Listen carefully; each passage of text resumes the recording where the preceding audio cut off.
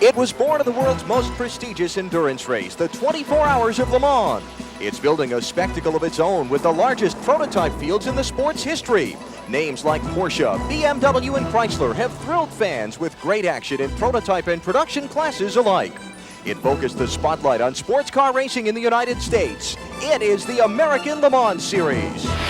These subtle twin grills tell the motoring world that this spectacular prototype sports car is a BMW. Letters that have come to mean better make way. The V12 LMR car debuted in March at Sebring and promptly won. Then on to Europe where they leveled Le Mans. And then last Sunday here on NBC you saw another paralyzing performance in Sonoma, California.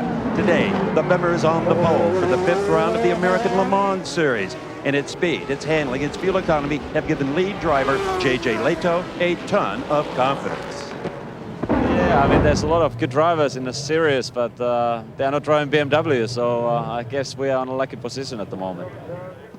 The story of the GT class has been a year-long battle between German manufacturing rivals Porsche and BMW. Last Sunday, Hans Stuck stole the victory on the final lap for BMW, but this weekend, with the 23 car on pole position, Porsche are looking for a payback. This weekend will be our weekend for the new 911 Porsche GT3R to beat the BMW and to win this race here in Portland.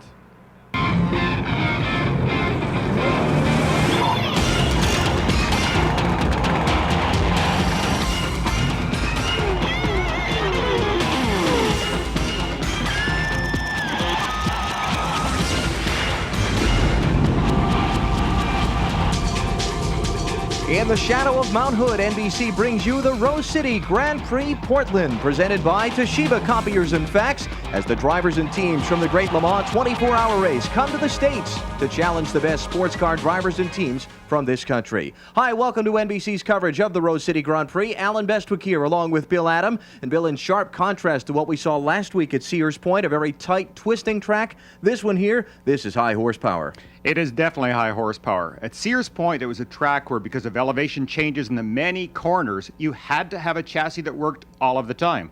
At Portland, you could almost get away with a car that's going to finish up a basket case, but has to have horsepower to win. Now let's talk about the BMW, as we saw there in our opening. Basically every place they've shown up this season, they've won. They're on pole today. Can anybody stop them? I think it's their race to give away, put it that way. They are the defending Le Mans winners, and they hold that title for very good reason. This is a supremely well-oiled team. Great engineering, great car, a great engine. It is Bavarian Motor Works for a good reason. That's a strong V12 engine. Now let's talk about traffic today. 3 different classes of cars racing in this event. Traffic will be difficult to deal with on this very fast speedway. Yeah, I think traffic may be the biggest problem of the entire year, because on Portland there are very few safe places to pass. At the end of a couple of straights, and beyond that, you've got to make very risky passes. The threat of contact is huge here, and because the speeds are so different in those closing areas, you're going to get contact. There you see the field all formed up along this very long, fast front straightaway here at Portland International Raceway. In just seconds now, the command will be given, and the engines will crank and we'll be ready to get today's Rose City Grand Prix underway. Now the Grand Marshal for today's event, Regional Vice President for Toshiba, Mr. John Fahey, to give the command to get this race going. John? On behalf of Toshiba Copiers and Fax, the millions of race fans watching around the world, and drivers, start your engines! It was close.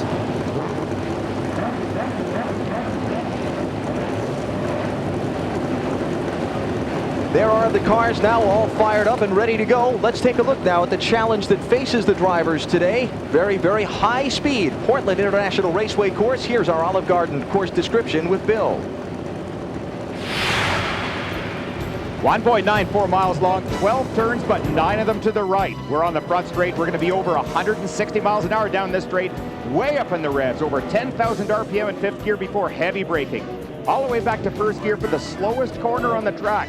Look at the apex speed here, down below 40 miles an hour, feet throttle on at 1st, 2nd, 3rd gear, back up 10,000 revs. Going to have 4th gear only for a moment. Little bit of braking here and down this long, long right-hand corner. 2 apexes already. Fight the wheel, feed it in for that 3rd and final one. Now just a quick shot of acceleration before you drop the 2nd gear on this long left. Going around here, gentle on the gas pedal. One quick blast on throttle up to max revs. You're off the throttle again. Speed, power, and gentry here. Now coming out of the back straight, grab all that RPM you can. 10,000 revs every gear, fourth gear, fifth gear, and watch the speed climb. Already over 150, over 160, going to be over 170 miles an hour for the quickest turns here. Over the curve on the left, sets the car a little sideways. One fast one to the right, heavy braking and back down to second gear. This corner leads us onto the straight, and you have to feed power in carefully because look at the wall on your left. This is going to complete an ultra-fast lap at Portland International Raceway. We have looked at the racetrack. Now let us take a look at the racers. Our Porsche starting lineup for today's Rose City Grand Prix. On pole, the BMW. Finland's J.J. Lehto won both races he's entered this year. Teamed with British vet Steve Soper. Outside of the front row, Jan Magnussen of the Panos Ford. Teamed with American Johnny O'Connell. They won at Mosport in June. Starting third, the other team Panos Ford. Frenchman Eric Bernard with David Brabham, son of legendary Sir Jack. Starting fourth, the Raffinelli Judd, Italian Mimo Scanarella, and France's Eric Comas, winner at Road Atlanta. Fifth is the second of the factory BMWs, California's Bill Oberlin, teamed with 99 Le Mans winner Joe Winkelhock of Germany. The top qualifying Ferrari, Stefan Johansson, and North Carolina's Jim Matthews in sixth. Seventh, point leader Elliot Forbes Robinson with Butch Leitzinger in the Dyson Ford. In eighth spot is Portugal's Pedro Lamy and German Thomas Becher in a privateer BMW. Ninth, Didier Tays and Freddie Lienhardt in a Ferrari. And rounding out the top 10, Canadian Ron Fellows, today in the Dyson Ford, teamed with England's James Weaver. That is the top 10 starters in today's event. Now we'll look at the rest of the top 20. Note the 20th place car, the Ferrari of Wayne Taylor and Alex Cappy. They were qualified a little better than that, had to go to the back of the prototype field after choosing to race different tires than they qualified on. Same with the Ross Bentley Chris Bingham machine that starts 21st. Top qualifying GTS car, 22nd overall. It is the Dodge Viper. Minnesota's Tommy Archer, team with Carl Wendlinger. They outqualified their teammates by less than 0.3 of a second to get the GTS pole. And the GT pole sitter, the Porsche of Dirk Muller, the 23-year-old German star with his teammate Kurt Wagner of Los Angeles. They are the leaders of the GT cars. And a look at the rest of today's 42 car starting lineup. And this GT field, I think we're going to see a fierce battle today. Earlier we were talking with one of the representatives who will remain unnamed, and he pointed out that everything is fair in love and war, and man, this ain't love. So look out, folks. This is going to be a good one. Now there is a developing story on the machine that qualified sixth, the Ferrari of Stefan Johansson and Jim Matthews. Martin Haven has more. Folks, it's been drama and crisis for the Doran Racing team. The 27 car caught fire during the morning warm-up. That has already gone onto the grid to start the race. And in the last hour, they have changed the transmission on the 36 car. Final touches being made. They will start this race, but they'll start a couple of laps behind. Wow. Tough break. It has been a tough weekend for that team so far. They had some differential and gearbox problems earlier in the weekend, and now this in the morning warm-up. Yeah, and I think for those viewers that may wonder, well, why even? Now there's 67 coming in the pits with oil just streaming. It looks like oil may be leaking on the headers because I don't think that's coming out of the pipes. That's coming from the engine compartment, so maybe they overfilled it. That is Kevin Buckler in his Racers Group Porsche with troubles on the pace lap. Now, storylines that we will be following throughout today's race. Well, tire wear certainly, because this is a track with very low grip. You get a lot of sliding across the surface. You get some unusual temperatures developing. That can be a problem. Horsepower, of course, the two long straights. Even though that back straight doesn't look very straight, the speeds are enormous, as you saw from the track description. And the championship. The reason that number 36 Ferrari is coming back out, they want to collect points. They've got to stay inside that championship hunt. And of course the GTS and GT class championships. Again, there are three different types of cars racing in today's event. Then Steve, well, let's talk just quickly for a second about the GTS machine. They are production-based cars, but yes, not quite like the wild full open prototypes. No, this is the kind of car that you dream about. You can actually see cars like this, identical to them, driving down the street. They do not have this horsepower, however, but in fact, look at those Vipers just flying in formation right there. These are everybody's dream cars, but enormous horsepower. And here comes the field. Green flag, we're underway. Watch carefully the festival curves, the tight chicane they're coming up to now. You could throw the whole race away right here. Boy, and you saw the Panos just take a peek inside. I think as much as anything, that was just to occupy his mirrors. Oh, there's a car going off. Bill Oberlin's BMW. He has spun in the very first corner. He will have to wait until the entire field goes by. Just a huge error on the opening lap right there. Tires would have been stone cold. He tried to get a little power down so carefully and just nothing, no traction at all. Said it just seconds ago. You can throw the whole race away right there. Overland is going to have a ton of work to come back from the back of the field. Well, there's J.J. Lato as he's going around. Now here, we're going to get an idea of exactly what did take place here. We'll try and get a replay for you in just a moment, folks. That is Overland back underway. Back underway. Now watch up the inside. You can see Bill's car right there just turning inside the Raffinelli car. Watch the back end of it. Look at this. Wow. Just almost not even leaving a rubber trail. That was so slick right across the midpoint. The other thing is there's a pavement change in that chicane. It goes from asphalt to a concrete. So there's a decided grip change. So Overland has fallen all the way to the tail end of the field as his teammate Lato leads across the stripe, lap 1. This car, this driver, this team, they have been so impressive all year long. They dominated Le Mans, a brilliant performance. They came to Sebring, a very close victory down there over the Dyson team, but a win is a win. And then last week, almost a flawless race. That was perfect from the drop of the green to the checker. Lato working his way around what they call the infield part of the course here at Portland. Upper left corner of your screen throughout the day, we'll have scoring information for you, updating the overall standings, as well as from time to time the standings in the various classes involved in today's race, particularly the GTS and GT standings. And you look now at the rundown after lap number 1. Keep your eye out and see where Overland winds up as we wind our way back through the field, because it took him a long time to get going again. Yeah, I expect that Bill will be right near the back. Now, because this is a long race, it's not as totally damaging as you might think. I don't think that Bill was going to be in a position to challenge J.J. Lato today. That Lato is the star of the team. The team recognized him as their money driver. Bill has been doing a great job this year in the backup role, and I think he has been remarkably patient, which is the proper thing to do. So as the cars cross the stripe and complete the second lap of the race, it is Lato leading the 2 Panos machines. It is Eric Bernard second in the number 1 Panos Ford. And then running in 3rd position is the car started by Jan Magnussen. There is the Bernard machine. You see he's fallen about a second behind Lato in the opening laps. And they are right behind him, O'Connell, zipping in and out of your frame as they work through the curves in the infield part of the course. One thing that Lato might be trying to do right now is to try and stretch a little bit of a lead as quickly as he can, because they're going to be lapping cars so quickly. If you get caught behind a car that you're lapping at the wrong point of this track, it can really cost you. This is the onboard view on the Panos. Look at the vibration through the steering wheel. He's coming down this long, fast back straight. They're well up into the 180-mile-an-hour range at this point. In fact, talking to them yesterday, they were talking about running down here at 290 kilometers per hour, which is really fast. Jan Magnussen running 3rd behind his teammate and the BMW of J.J. Lato early in the Rose City Grand Prix, the American Le Mans Series on NBC. And now, if you will please turn to page 17. You're in business to make things happen without mistakes. I don't have a page 17. What? I don't have a 17. No 17. Oh, well, I got 4 17s. I got a bunch of 3s. Toshiba copiers never let you down. From brilliant color copies to network connectivity and perfect collation. With Toshiba, you're in business. Should have used a Toshiba. For information and the dealer near you, call 1-800-GO-TOSHIBA.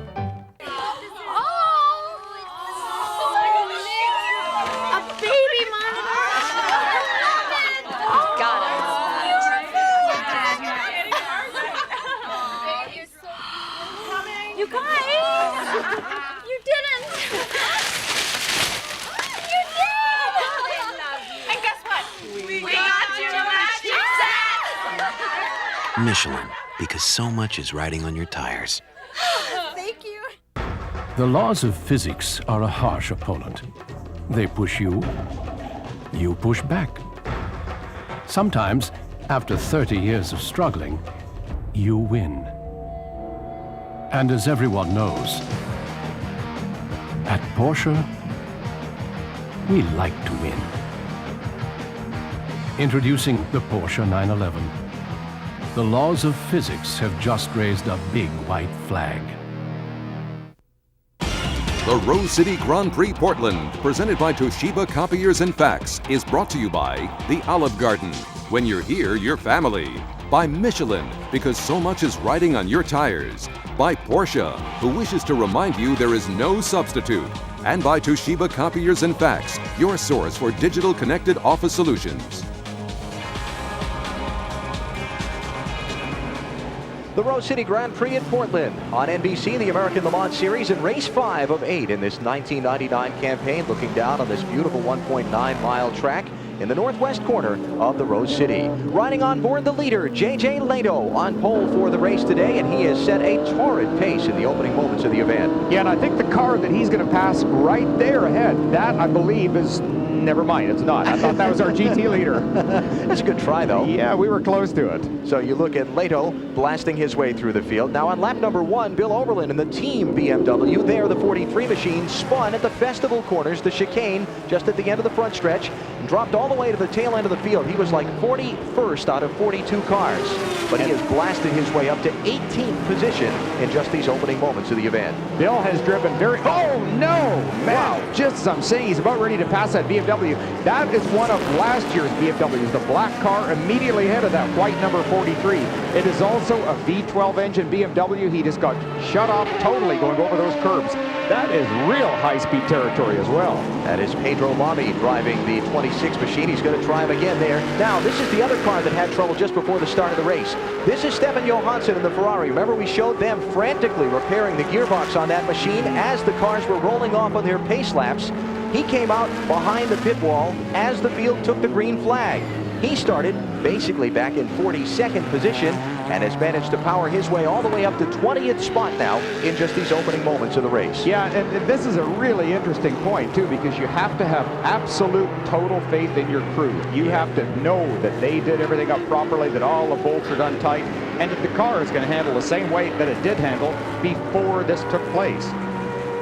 So that is Johansson running now in 20th position after being back in 42nd. Now let's transition and look at the GTS category. The Dodge Vipers basically are leading the race. The point standings are not dominated by them. It is Martin Snow who is dominating the point standings because the Vipers didn't run the first couple of races. Yeah, once again, I think the consistency really is coming through. That we have noticed that the Dyson cars are leading the prototype category in points because of consistency. They haven't even won a race. These cars have won both of the last 2 races very convincingly, but because they missed that one crucial one, they are not in the hunt yet. There are the top 2, David Donahue passing his teammate Tommy Archer for the lead in the GTS category as the team cars run 1 and 2. Let's get more on this effort in the race today by the Dodge Vipers from Steve Evans. And it's a fascinating story. The Viper, of course, is a Dodge built in America, but campaigned by a French team, Orica, that has vast endurance sports car racing experience.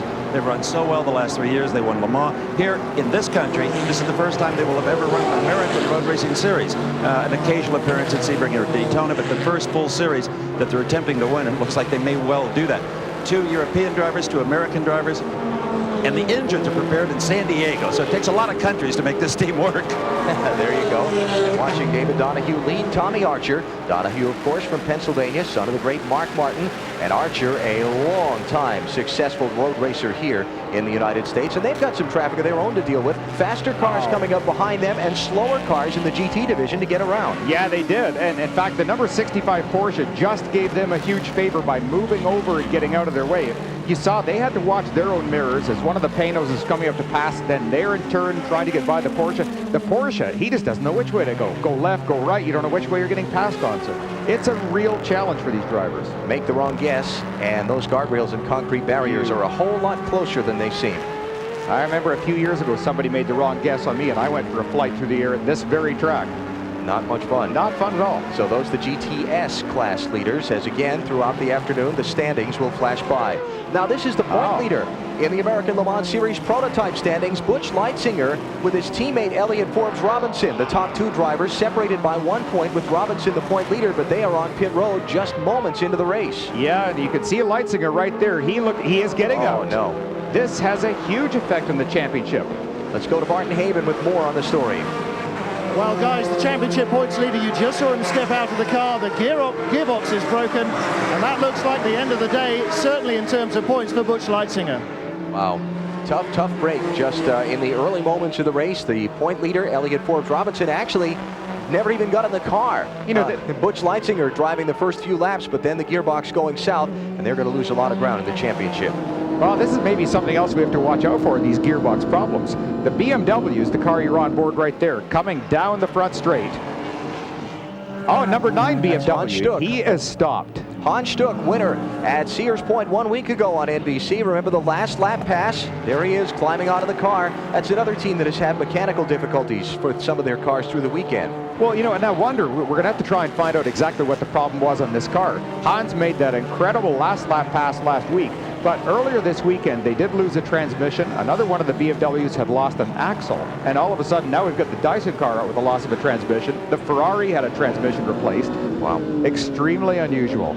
Riding with J.J. Leto, leading the Rose City Grand Prix at Portland, working his way down now the very fast back straightaway, almost kind of a misnomer because it's not straight. Yeah, it's a long, blind right-hand corner and very, very, look at even how the BMW is pulling ahead of our helicopter. Through these really quick S's. Heavy braking here. He will not try to get past the Porsche yet because he can duck underneath on the inside and right here to simply power by. That's the safest pass you can make. All the way up through the gearbox down this very long, fast front straightaway. Now back to the point leaders, the Elliott Forbes Robinson Butch Leitzinger car. Martin Haven has a follow-up report for us from pit lane. Well, gentlemen, right behind me, you can see James Weaver, the second driver of the 16 car, talking to Elliott Forbes Robertson, the second driver of the 20 car. Elliott can change into the 16 because he has not yet driven the 20 car and still go for that points finish. So James is standing aside to let his teammate chase the championship points lead. Boy, that's a tough thing to do. Hats off to James for doing that. These drivers here, they are all here because they love racing, and sometimes you just have to sacrifice your love of the sport for the betterment of the team. So that is really basically a harder break for Butch Leitzinger, who will be out early in today's event. The Rose City Grand Prix Portland for the American Le Mans Series on NBC. Once I asked my Italian mom, Ma, how come your kitchen's always full of people? She said, because my cooking's always full of surprises. And that's kind of how the Olive Garden is. You think you've had Alfredo. And then here comes a new seafood Alfredo. They take shrimp and crawfish, saute them, and toss them with fettuccine Alfredo. It's Alfredo like you've never tasted, with all the salad and breadsticks you want. It's part of the Olive Garden's Hospitaliano. You know, taste what you love like you never tasted it before. The Olive Garden. When you're here, you're family. How can you keep track of the latest in sports car racing? Monthly, with Le Mans and Sports Car Racer magazine. New from the publishers of F1 Racing and Autosport. Call 1-800-800-3921 to subscribe. It's the fastest way to keep track.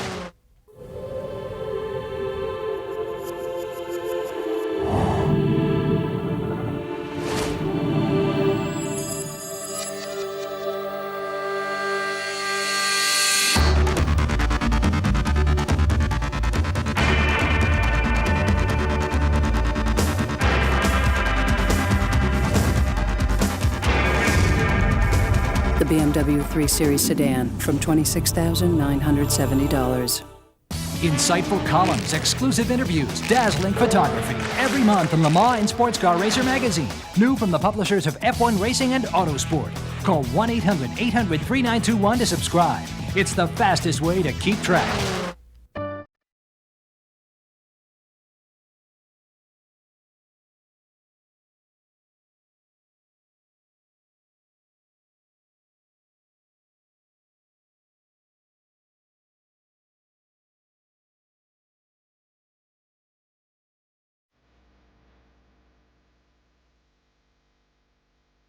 What are you waiting for? Chateau Elan, I-85 at exit 48, just 30 minutes north of Atlanta. Yes, I know it's August 1st, but there is still plenty of snow atop Mount Hood. That is the panoramic view from Portland International Raceway, where the American Le Mans Series runs the Rose City Grand Prix today here on NBC. Riding with the race leader, J.J. Leto, still in command of the event. He started on pole, has led all the way so far. He is in heavy, heavy traffic, though, including some of those fellow prototype drivers he is trying to overtake. Yeah, I think that's another V12 ahead of him, but that's the Ferrari V12. Looks like one of the Olive Garden cars. He might get a shot at the end of this straight. I don't know. He is going for it. Down to the inside as they head into turns 8 and 9 at the end of the course. Now dropping back to Bill Armerlin. He spun in the festival curves on lap number 1, fell all the way back to 41st position, and now is back up to the 8th position. You see he's made his way back through the field. Remember, he was like 41st at lap, well, before they completed lap 1. Now 21st, 18th, 15th, and on up.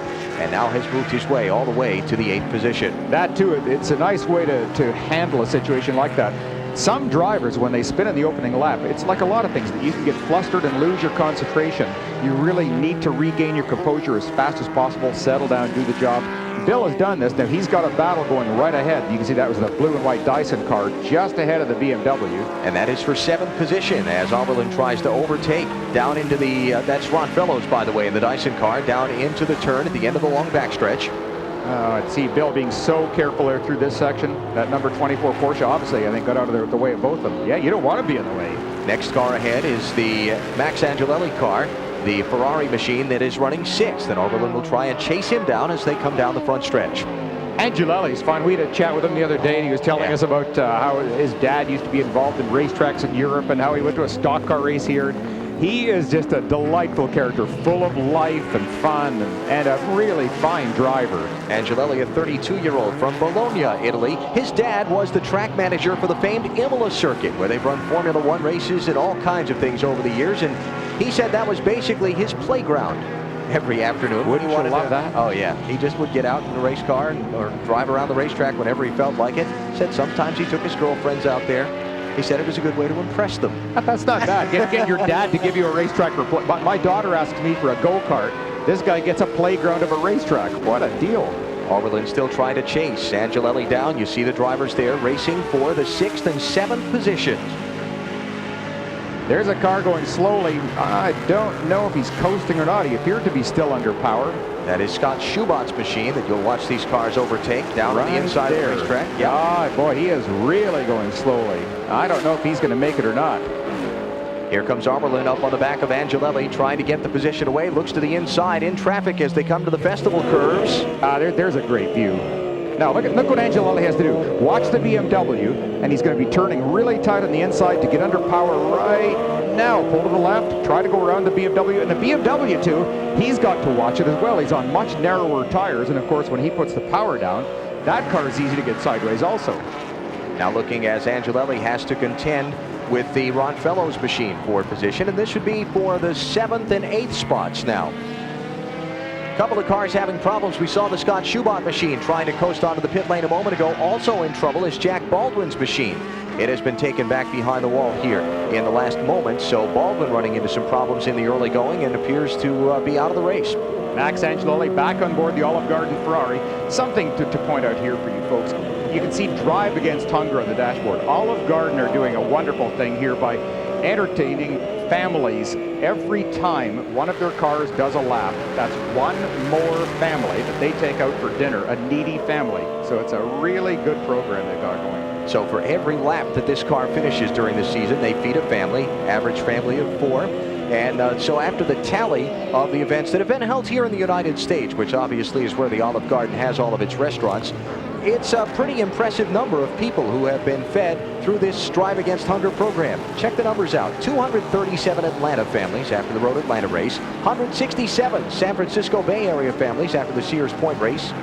404 families and over 1,600 meals for the needy. Working on more today here in Portland. It's very nice that they get involved in this. And as well, they also feed some needy announcers from time to time at the racetrack. They always have coffee for us in the mornings. And thank you very much, people. Big wiggle there on Angelelli's front end, trying to hold off Fellows for 7th spot. Down this long back straight again, Bill Oberlin over that curb on the inside. As you saw from the track description, you can use a lot of the curbing, but you have to be prepared to pay a price. If you don't get it right, if you get the car up a little too high where the suspension really wants to rebound off it, you're in trouble. BMW leads the American Le Mans City Rose City Grand Prix. You're watching the American Le Mans Series on NBC.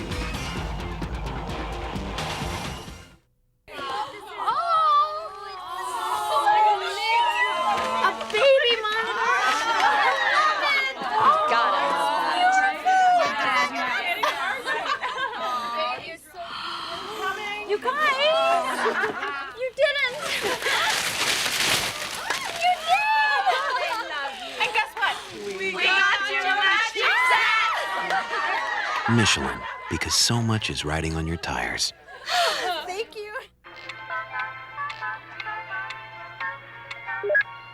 Hot jobs. Finance. Buy. Sell. You're fired. Who's the man? Action! Where can you find your dream job? HotJobs.com. Thousands of hot jobs at top companies like AOL, SkyTel, and the CIA. So you'll find your perfect job. Bingo. Oh, yeah. HotJobs.com.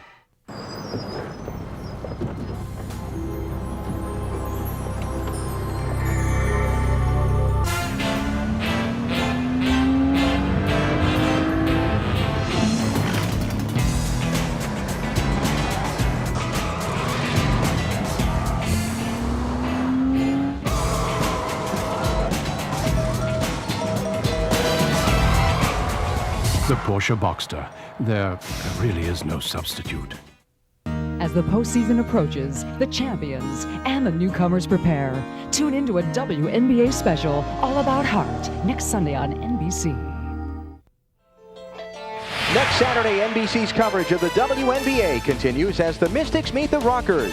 Chamique Holtzclaw is one of the league's top scorers, but now she's looking to bring her team back into the winning column as the Washington Mystics face All-Star Merlenkia Jones and the Cleveland Rockers. The Mystics versus the Rockers next Saturday, 4 Eastern, here on NBC.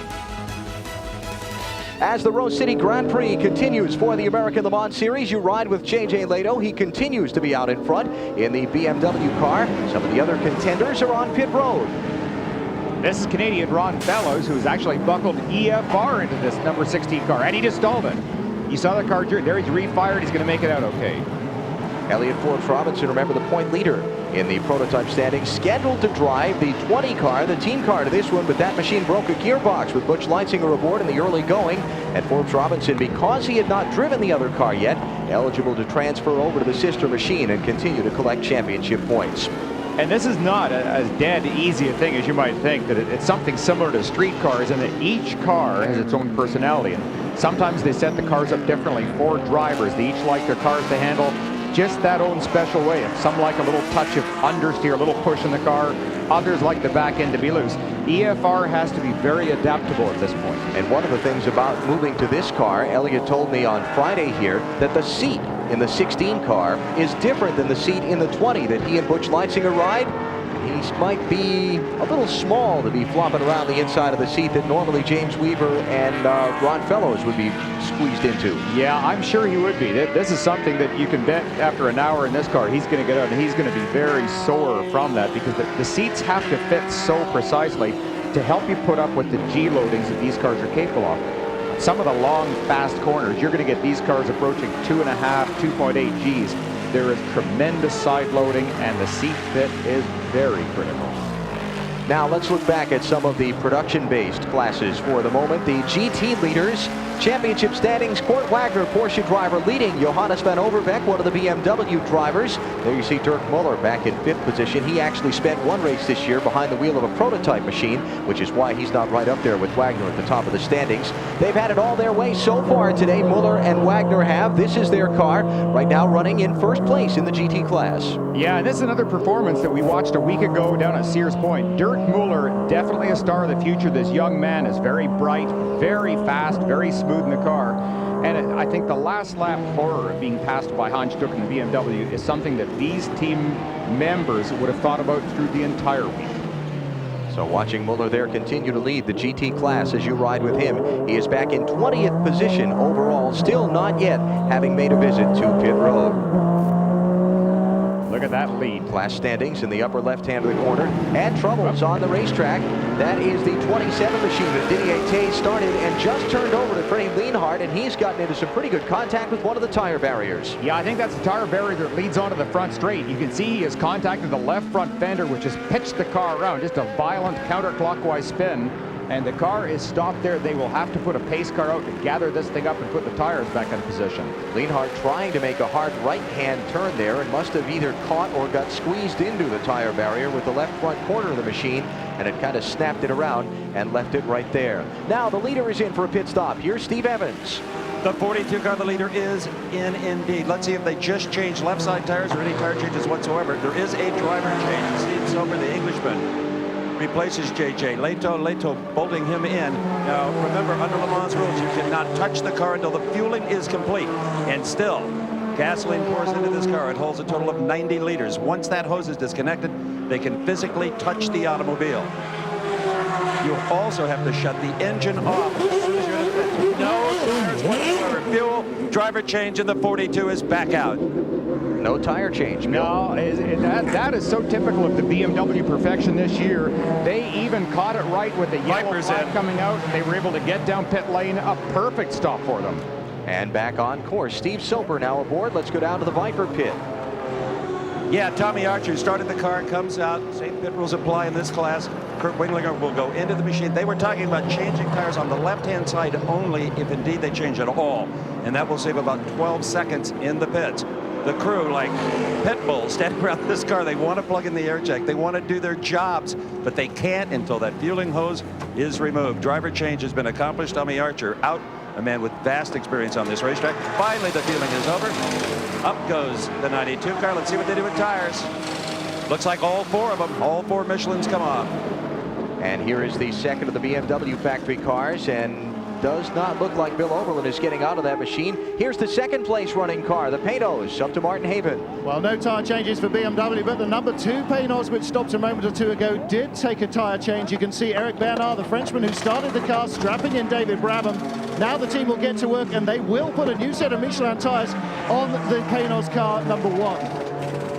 Bill, a couple quick follow-ups on the pit stops. The Le Mans rules where you can't work on the car. That's different than we normally see in the United States in sports car racing as well as NASCAR or kart. Very much so. Even in the Formula One situations, you see just a flurry of activity. It looks like there's 400 people over the wall doing the changes.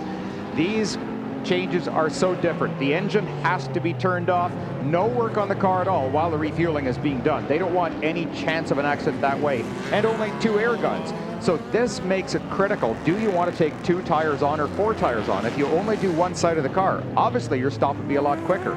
Only 8 men over the wall, and a driver change is permitted anytime during the stop. Now, let's talk a little bit more about one of our storylines at the top of the show, tires and tire wear. Martin Haven has a follow-up for us on pit road. Alan, you'll be very familiar with this from the Winston Cup, of course.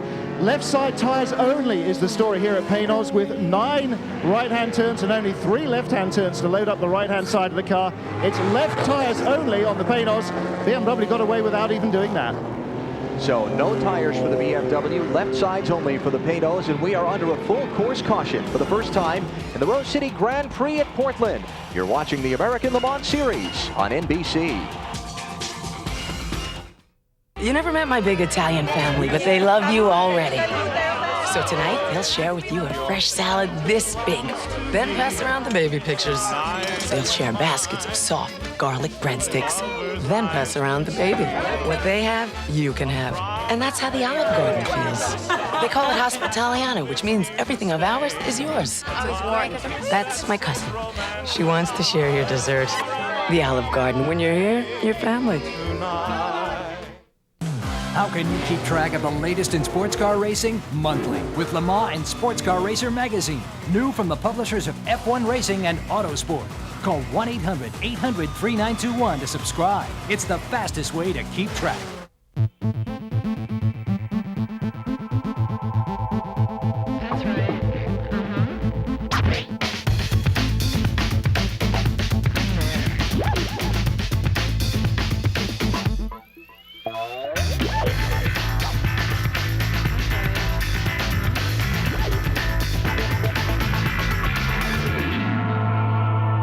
The BMW 3 Series sedan from $26,970. Insightful columns, exclusive interviews, dazzling photography. Every month in Le Mans and Sports Car Racer magazine. New from the publishers of F1 Racing and Autosport. Call 1-800-800-3921 to subscribe. It's the fastest way to keep track.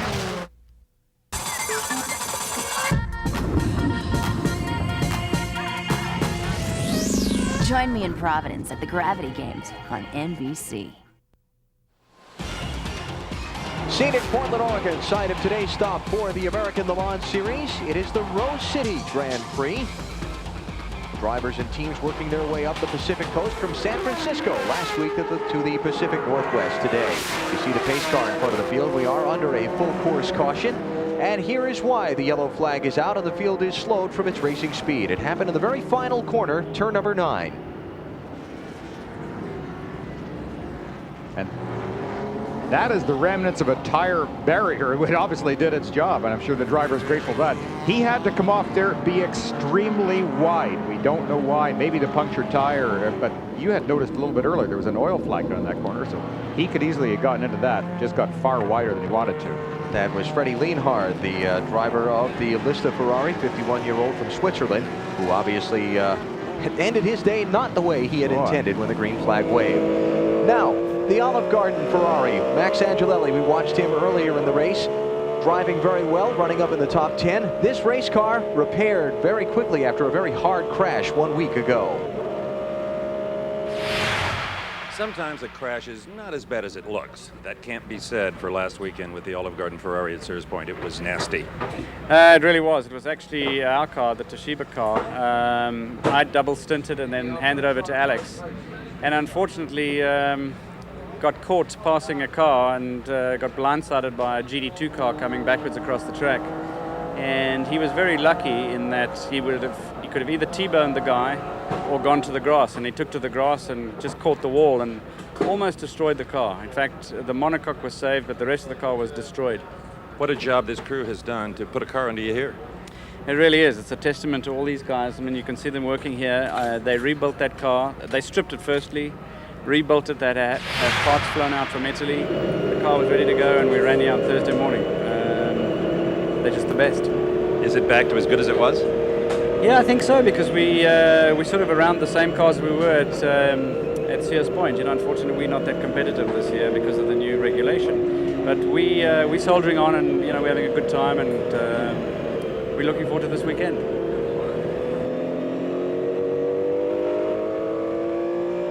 Here are the storylines we've been following throughout the race. Let's kind of go back in the middle of the event and update things as they stand. Bill, tire wear first of all. Yeah, tremendous advantage for BMW, and I think part of this has to go directly to JJ Leto. His smooth driving is making these tires live. The Panos tires are only taking tires on the left side. Now, we had talked about the number of right-hand corners in this track. Sometimes you gamble with a very hard compound on the inside because it takes a little wear. That's exactly what has taken place with Panos. Horsepower, of course, it's showing through. BMW first and fourth, the Panos running a very strong second place. And you see the GTS and GT classes as the green flag comes out, back at it first and second, right together as we go to the green. Well, talking to horsepower, look at the black and silver up the outside. He cannot do it. JJ Leto is going to hang on to it.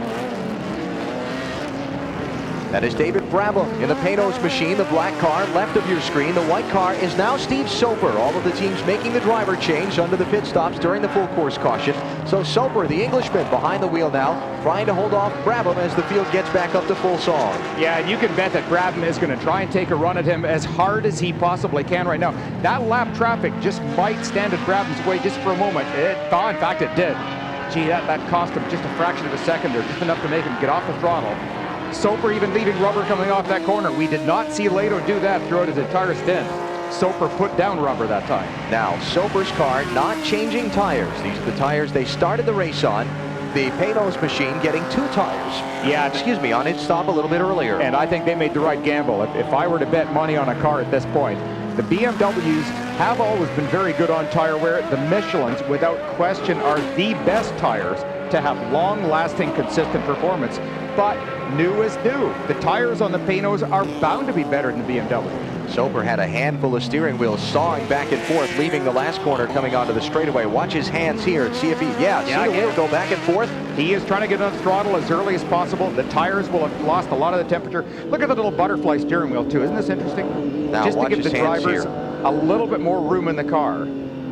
Watch the feedback from the steering wheel and what he has to do to control the car as he tries to feed the power in, weaving in and out of the turns, 3, 4, 5, heading through what they call the infield part of the course, dealing with a slower car, and up onto the back straightaway. This will give a chance to the Panos because the Panos will be directly behind him right here, the fastest part of the track.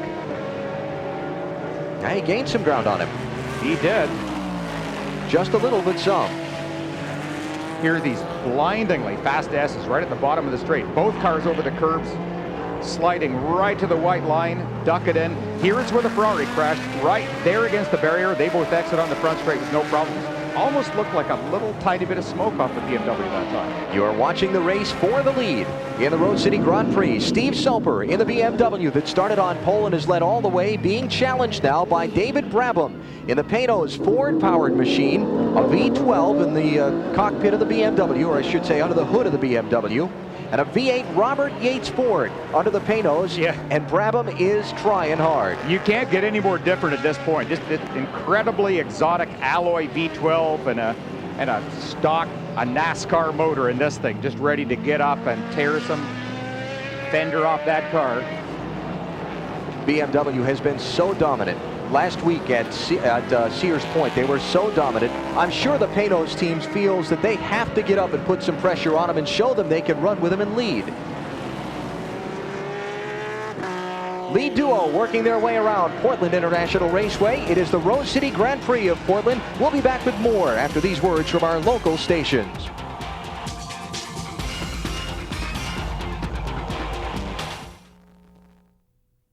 The July Jinx. Do you know what it is? Are you prepared?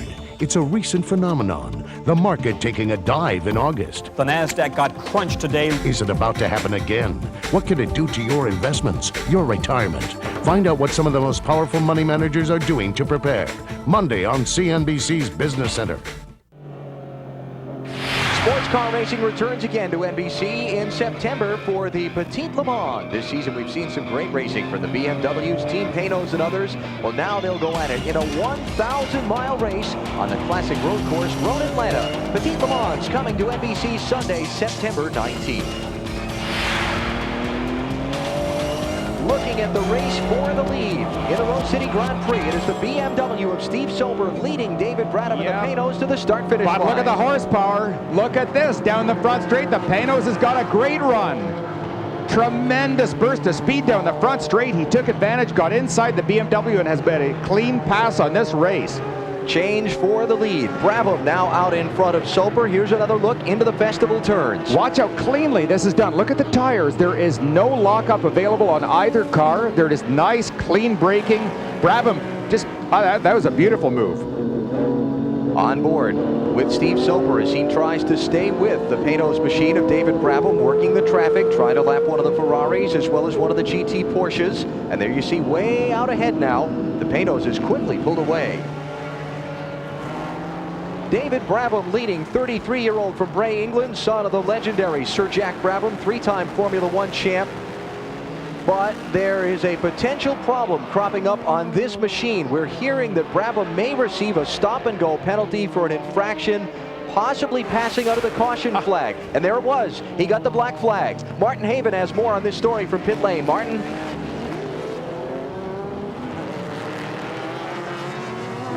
Yes, Panoz have in fact been penalised a single lap. They were for a black flag infringement on the passing manoeuvre. Yellow flags were flying, and so they will come in for a stop-and-go penalty. So the lead that David Brabham worked so hard to get and is working hard to keep in all that heavy traffic is going to go away as he reports to the pit lane for a stop-and-go penalty. Unbelievable. What a turn of events. And look at the BMW. You're almost right up alongside here. That number 42 car is right on his tail. Steve Soper trying hard to find a way around Brabham. He's going to get an easy pass if he'll ride behind him for a minute when the Panoz goes to the pit lane for the penalty. Yeah, and I would imagine that Soper would already have been informed of the penalty by his crew. They could clearly see, oh, gee, the BMW is off the track. They're over the curb again. Maybe he's not been informed. Wow, that's amazing. That's the same place that Bill Opperland was high on the curb earlier. The Panoz is staying on the track one more time down the front straight here. He comes by the starter stand, getting the black flag signal one more time. So certainly the officials have been in communication with the team, and they know that they'll have to report to pit road. Most racing series, a team is allowed 3 laps to answer the black flag. So he's gotten it twice now. If he comes by the 3rd time and then keeps going, what they'll do is they'll stop scoring him. Yeah, and I would have stayed out too. I mean, in Brabham's situation, you never know if maybe the officials have made a mistake. You want to be absolutely sure. The worst thing in the world is to report to your pits and then go, no, we didn't call you. And while he continues to lead and needs to answer the black flag, he's getting plenty of pressure from Steve Soper in the BMW, and they have got a ton of traffic they're trying to work their way through. Well, again, I think it's critical that Soper's crew call him and say, look, Brabham has been given the black flag twice. Relax, back off. You've got a lap lead over the next car other than the Panos. Don't worry about the Panos. Coming up on the back of one of the GT Porsches. And it does not look, he's going to try and pat. Oh, man. Steve, don't do this. Off the final corner. There goes the Panos to the pits. Brabham peels off for the black flag. Soper goes back into the lead in the BMW, down to the 50-mile-an-hour pit road speed limit, all the way down the front stretch while he's on the pit lane, plus the stop. And being nose to tail for the race lead, let alone being in the lead. Wow, boy, is all gone. You just saw his John Force burnout right there. David Brabham giving up the lead for a stop-and-go penalty for passing under the caution flag. Martin Haven has more on pit road. Well, the story from Sports Car has been clarified a little bit. It was not for that passing maneuver we saw there after the safety car period. It was for passing under yellow before the safety car was on the track. So it wasn't when he took the lead, it was for passing another car. Now, let me explain a little bit about passing under yellow in a road race. There are marshals all around the course, various stations that have yellow flags there. And even though we had the full course caution, this could have happened at a yellow flag in one section of the course while the rest of the track was still under green. Yeah, and part of the difficulty is as the really fast cars, both the prototypes and the GTS cars are coming up either to lap slower cars in their own class or slower cars in other classes, your vision is frequently blocked. He may not even have seen the yellow, and in fact, I'm sure he didn't because he's a very experienced driver. Let's get out of pit road, Steve Evans. JJ Leto, congratulations on a great first stint in the car. We just saw a situation there. Would Steve Soper have known they were going to black flag the one car? Yeah, for sure he knows about it. I think the Brabham got a black flag because they had too many mechanics in a pit stop helping the other driver to get in. So he just did the stop and go, and I guess we are on the lead now. You did not change tires. What kind of rubber does he have under him right now? No, he's still using my rubber, you know. I kept it good, you know, so it's he should be pretty happy with the tire. We saved a lot of time. We didn't have to change the tires, and we just put the fuel in the driver, and that's it. Thank you, JJ. He saved the tires for his partner.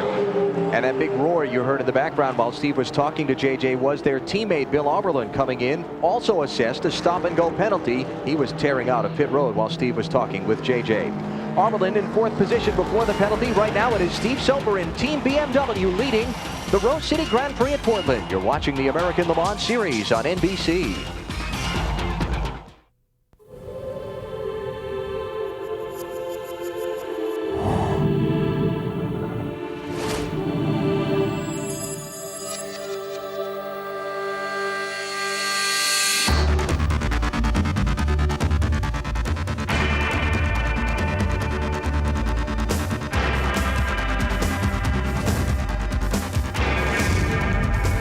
BMW 3 Series sedan from $26,970. How can you keep track of the latest in sports car racing? Monthly, with Le Mans and Sports Car Racer magazine. New from the publishers of F1 Racing and Autosport. Call 1-800-800-3921 to subscribe. It's the fastest way to keep track. And now, if you will please turn to page 17. You're in business to make things happen without mistakes. I don't have a page 17. What? I don't have a 17. No 17. Oh, well, I got 4 17s. I got a bunch of 3s. Toshiba copiers never let you down. From brilliant color copies to network connectivity and perfect collation. With Toshiba, you're in business. Should have used a Toshiba. For information and the dealer near you, call 1-800-GO-TOSHIBA. Insightful columns, exclusive interviews, dazzling photography. Every month in Le Mans and Sports Car Racer magazine. New from the publishers of F1 Racing and Autosport. Call 1-800-800-3921 to subscribe. It's the fastest way to keep track.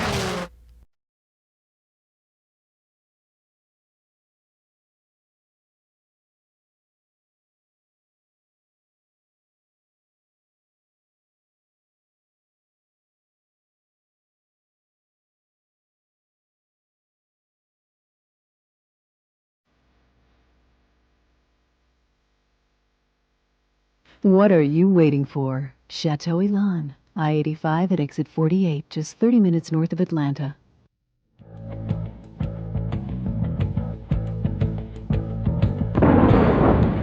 Le Mans 1952, Mercedes unveiled a team of new 3-liter Gullwing 300 SLs led by the great team manager Alfred Neubauer. The silver cars were the pre-race favorites. Once underway, however, Frenchman Pierre Levay, driving a 4.5-liter French Talbot, proved to be the big surprise. Driving all alone, Levay kept the German team at bay through a sleepless night of fog and rain. Despite the pleas of his teammate and his wife, the weary Frenchman carried on. After 23 hours behind the wheel, exhaustion finally claimed him. But under relentless pressure from the Mercedes of Hermann Lang, Levay selected the wrong gear and blew up his engine. That left Lang and co-driver Fritz Rice to lead a Mercedes 1-2 finish. It would take 37 more years before Mercedes would win Le Mans again. And back with the American Le Mans Series 1999. You are riding with the leader, and this year's Le Mans winner of the BMW team. It is Steve Soper behind the wheel.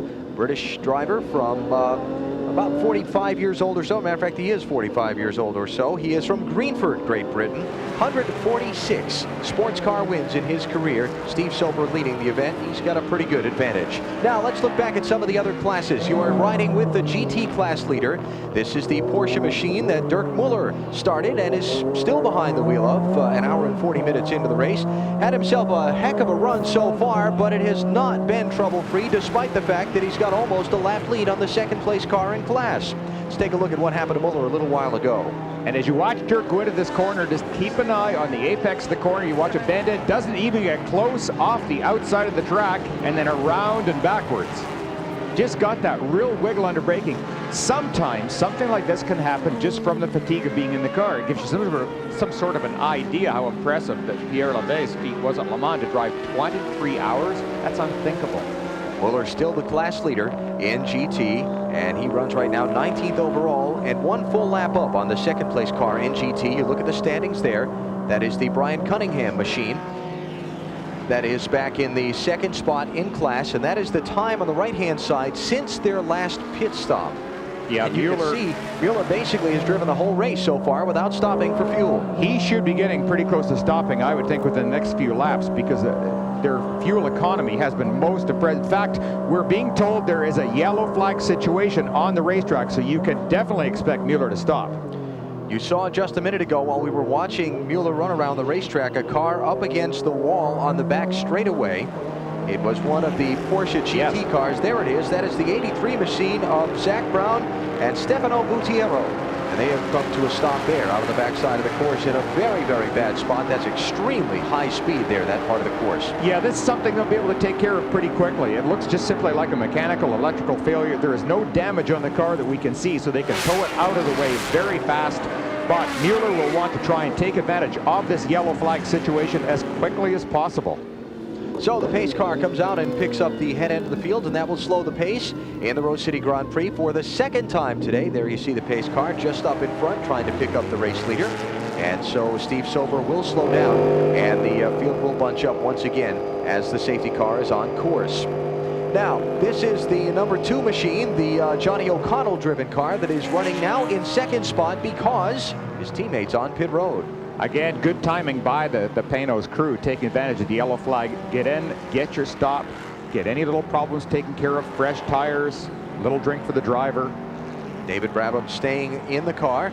And let's go to the GT leader. We talked about him not making a pit stop yet. That changes right now, Martin Haven. Well, this may change the strategy of the race as well, because they came in under the earlier yellow but did not change drivers. They needed to do that in the next 5 minutes. Otherwise, Kurt Wagner would drive less than his 55-minute minimum allowance and not score points. So this yellow flag, they could have engineered this themselves. They would not have asked for a better time. It does mean that BMW will almost certainly bring their 3 remaining cars in for fuel as well. They were planning to do that within the next 10 minutes. So that means we're not going to have a race decided on pit stops. We're likely to see it fault out on the track again. Now on the first pit stop for this car, he did come in before but did not take fuel, just took tires. No driver change either. Now the full load of fuel and the driver change with Kurt Wagner going on board. Yeah, this is great. You know, for the last week, Kurt Wagner has gone through, I think, almost an unimaginable series of dreams every night. He has had to think about that last lap at Sears Point when Stuckey got by him. It's something that plays on your mind for Kurt. For Court, he's got to get out now and try and maintain the pace that Mueller has been running. No mistakes. It's essential that he reestablish the confidence in his mind, the confidence with the team. Something's gone wrong here on this pit stop, Bill. They dropped him off the jack. He didn't go. Then they went back inside the car. Now he goes away. Maybe something as simple as not having the radio plugged in or a seatbelt done up properly. So off and away is Court Wagner, Los Angeles driver in the GT leading Porsche. Now pit stops for some of the others. Here is a driver change happening as Johnny O'Connell gets out and Jan Magnussen gets in the Panos, and you're looking at it right up close. Yeah, it's kind of an interesting view. You can see the driver scrambling and trying to get in. This is a fully enveloped cockpit. I mean, it's almost like trying to climb into an F-16 or something. It's just that bulge right in front of you. Look at this. Just a remarkable view. You can see how tight it is. Trying to get the shoulder harnesses up over his shoulder as the team continues to do the tire change. They did the fueling a moment ago. Then when they were done with the refueling, remember, they're not allowed to touch the car other than the driver change during the fueling. Now they go and make the tire change while Jan Magnussen finishes buckling in to the Panos Ford. And he has to be very careful. Oh, and he's blocked. Look at this. So frustrating, but he had presence of mind not to hit the tire, not run over the air hose, so he has got out. He could afford the luxury of taking his time there because of the pace car incident. And of course, because the fact that this isn't a race off pit road in the way like you might see at a NASCAR race or in the Indy 500. These cars. What's that? Something just came off the car. There was something just fell off the side of the car as he accelerated out. His right-hand rear-view mirror, maybe? And see the shape of that rear-view mirror on the left you're looking at there. Boy, that can play such a critical part on this track because you have to know where everybody is all the time. Yeah, see it? That's it's right, not the there. mirror has gone. On the right front. So the rear view mirror coming off the Magnussen machine. One of those little things that sometimes come back and bite you. One of the crew members or drivers during the change must have bashed it, broken the mounting point on it. Amazing. Now, we're getting ready to go to the green flag here, and the BMW, the lead car, has not pitted under the caution flag. A mistake? Yeah, I think it was. Because again, the Panos have come out with fresh tires. They are loaded with fuel. They're ready to tear at it again. And we just may get this battle resumed. The one that we saw stopped by the earlier black flag. This could easily restart. Pace car is off, and now the leader begins to accelerate to the green flag. Steve Soper back up at full steam as the rest of the field gets up through the gearbox. He has a good lead down the front straight here, and you can see his own teammate is not too far behind. The white car is cutting through traffic. Now the Panos machines that did make the pit stop, they're going to be a pretty good back distance farther. Oh, and a spin right there. Look at this. George Robinson. Number 74, yep. George Robinson loops around. That's exiting the festival curves. Cold tires will catch you out so quickly on this track. This, for some reason, is a track that just gives the tire engineers fits. They don't understand, and they admit they don't understand, why there is such strange traction problems on this surface. So Robinson gets away with the spin and continues on without any further damage to his car. And let's take another look at what happened exiting the festival curve. Yeah, George. Right in front of the leader, too. Boy, George had to be in second gear. They're trying to put down something around 700 horsepower out of that Chevrolet motor. The tires would have nothing of that and decided to do a little loopy-loop. Wow. So fortunate there for Steve Soper that he wasn't any closer to Robinson when he spun exiting that corner. A race can disappear. A certain victory can disappear in a heartbeat in any kind of racing. You have to have luck. Steve Soper behind the wheel of the BMW, leading right now the Rose City Grand Prix at Portland. You're watching the American Le Mans Series on NBC.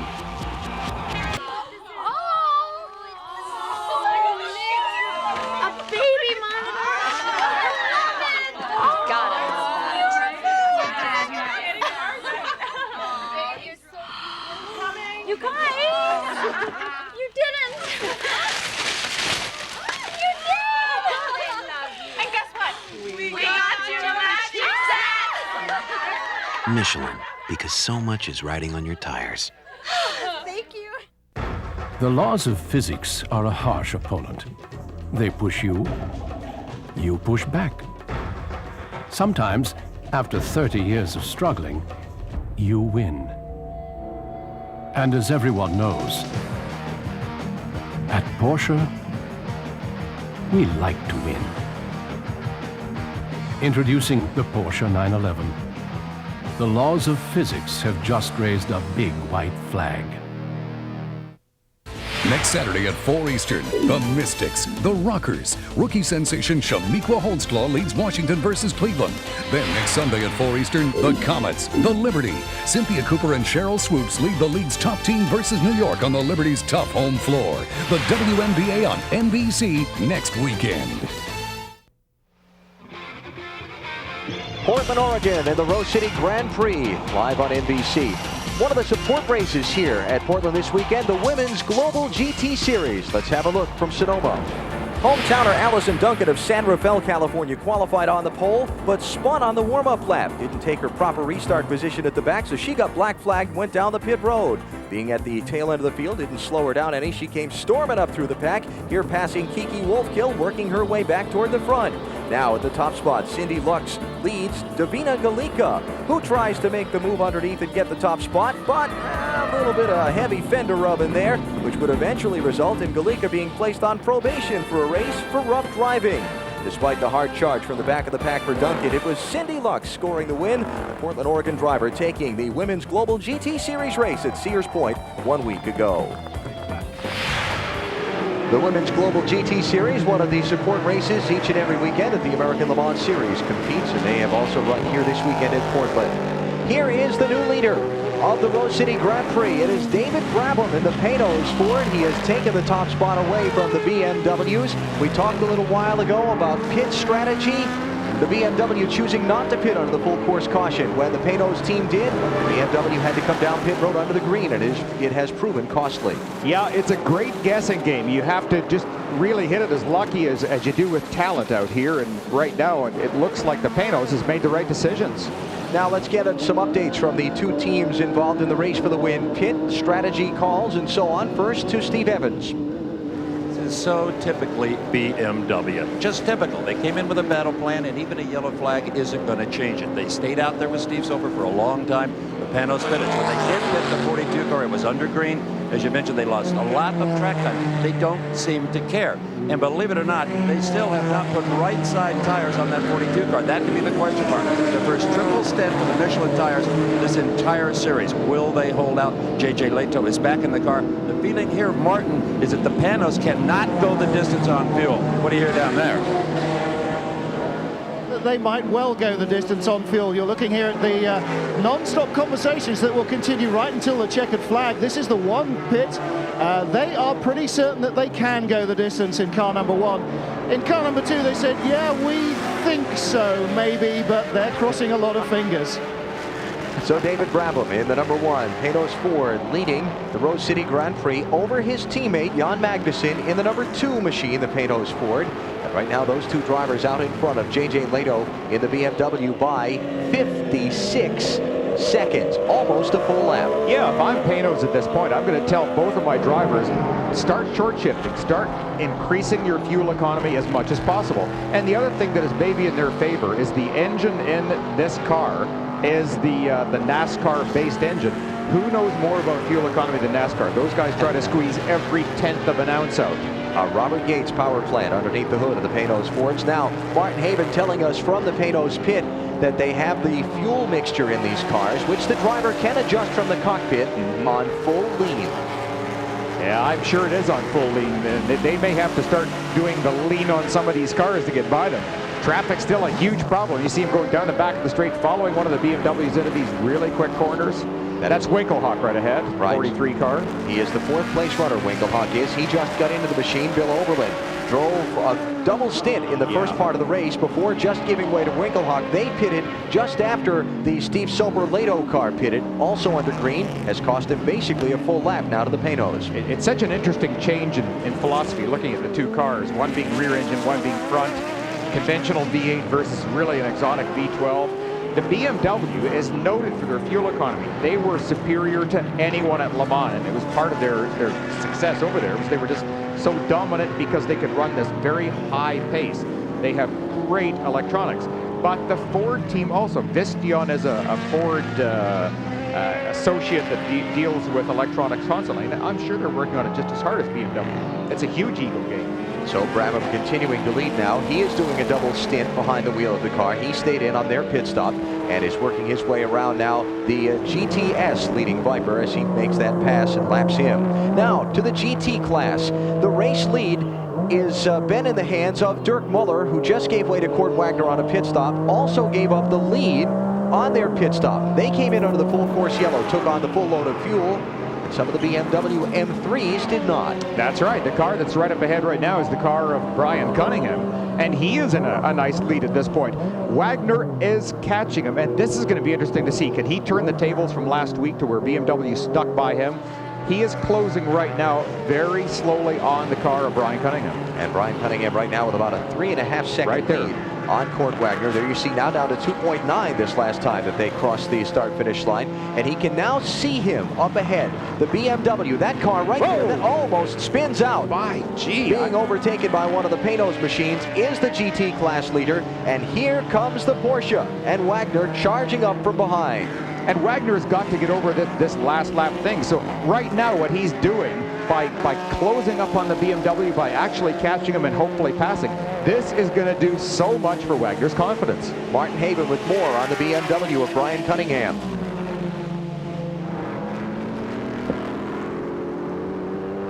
These cars must stop again for fuel before the race is out. That's not a problem that the 23 car will have. So whether he passes on the racetrack or not, that's kind of academic. All three BMWs will pit before the end of the race. Well, the kiss of death. We start talking about the great race, and there it goes. And fuel mileage, you know, and pit strategy. The Porsche last week at Sears Point appeared to be well in hand of a victory by being able to run much farther than the BMW on fuel until a couple of late full course cautions brought the BMW back up to them and negated their fuel advantage. And then, of course, they went on with the last lap pass for the win. Hans Stuck in the BMW passing Kurt Wagner in this car. Closing in on the finish of the Rose City Grand Prix at Portland. Can this BMW catch the Panos for the victory? We'll find out. You're watching the American Le Mans Series on NBC.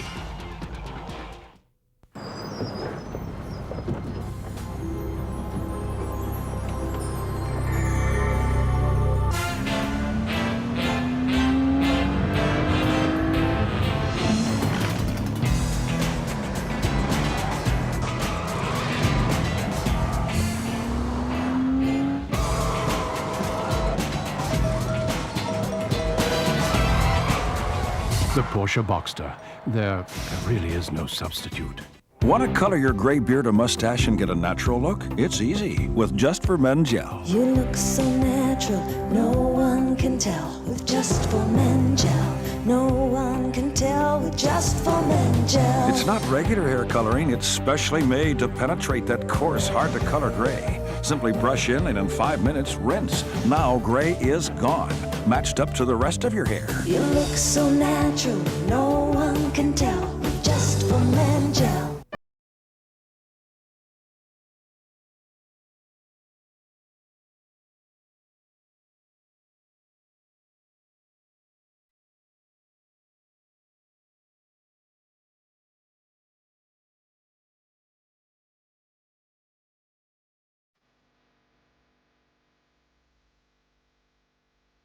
What are you waiting for? Chateau Elan, I-85 at exit 48, just 30 minutes north of Atlanta. And now, if you will please turn to page 17. You're in business to make things happen without mistakes. I don't have a page 17. What? I don't have a 17. No 17. Oh, well, I got 4 17s. I got a bunch of 3s. Toshiba copiers never let you down. From brilliant color copies to network connectivity and perfect collation. With Toshiba, you're in business. Should have used a Toshiba. For information in the dealer near you, call 1-800-GO-TOSHIBA.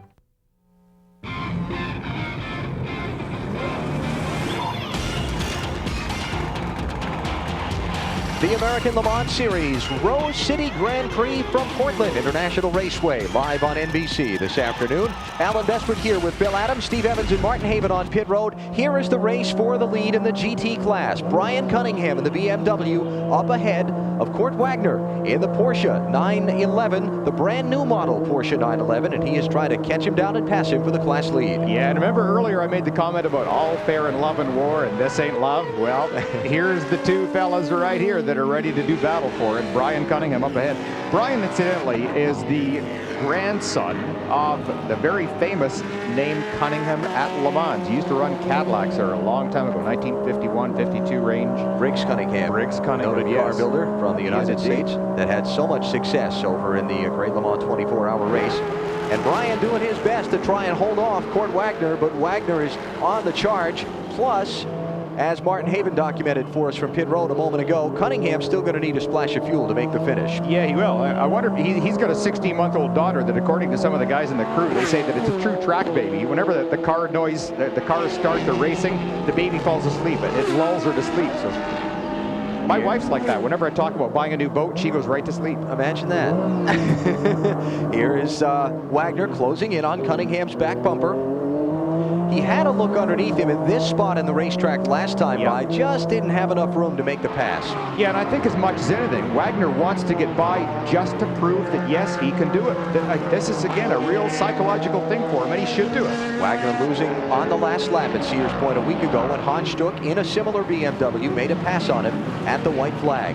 Really interesting comparison here, two dramatically different cars. The M3, of course, is a front-engine, inline six-cylinder car, one of the nicest street cars you could possibly ask for. And of course, the Porsche, well, that's the brand new water-cooled version of their six-cylinder rear-engine car. So totally opposite cars, and it appears that this new Porsche actually has the legs in the BMW down the straight. Here's a prime passing area, into the back straightaway, peaks to the inside. Just enough to occupy the mirrors, make the BMW go over the curb a little bit. Back out onto the front straight, and once again we should see the Porsche close up on the back of that BMW. Down past the start and finish line, running for the lead in the GT class. Yeah, look at this. To the inside, try to break the draft. Great closing right here. He can get, and again, he does not do it. The BMW has got outstanding brakes. This car is very good, very effective on turn in, and puts the power down really well. Plus, Kurt Wagner has to know that the BMW is going to stop for fuel, and there is no sense taking a chance on getting the nose chopped off that machine, forcing his way to the inside. You know, it's not necessary. You're right. I'm sure he does know he's going to stop, but let's put out another scenario. If he makes the BMW spin by doing one of these moves, by occupying his mirror, do you not think he's going to smile just a little bit wider? But if it's not the BMW that spins, if it's the Porsche that spins when he's trying to make that move. Oh, Lord forbid. Yeah. So discretion, the better part of valor, I think is the old phrase. Sometimes a good strong bumper is the better part of valor. Here he is down the inside on the back straightaway. Inside, because of the corner they're approaching, will be a left-hand turn. And he is by and into the class lead in GT. So Kurt Wagner from Los Angeles puts Porsche back out in front, and quickly following him through goes J.J. Lehto in the pole-sitting BMW that has fallen back to third position now by pit strategy going awry, basically. Yeah, that sums it up pretty well. And that is an amazing picture we just saw there. The rate of closure of that prototype BMW on this already blindingly quick little Porsche, it's almost unthinkable. This BMW just gets into places so fast, and that is one of the difficulties of the lower class cars. There's a lot of places that you don't think a car can close on. You think you're perfectly safe to concentrate on a corner, you turn in and suddenly there's a prototype beside you. That car is second place in the GTS class. That is Tommy Archer back aboard the second of the two Dodge Vipers. The two Team Vipers have basically been the story in that class all day. They've traded the lead back and forth 3 different times. The machine that Archer started and the team car that David Donahue started. They've traded the lead 3 times throughout the race in this class, but the Porsches have not been able to get up there and challenge the Vipers for supremacy in GTS. No, they are the class of the class. You can see the only thing wrong with this car, they've lost one of the vents off the top of the front fender. See, right above that, the driver's side headlight, there's a vent that allows a buildup of high air pressure around the wheel to get us to escape, to get out of there. That's missing. So that'll upset aerodynamics a little bit, but not to the point that's going to make the car undrivable. The one thing that I was very surprised at when I was talking with Tommy Archer earlier, he's an old friend and co-driver, and he was saying how the actual envelope of comfortable performance on this car is very narrow.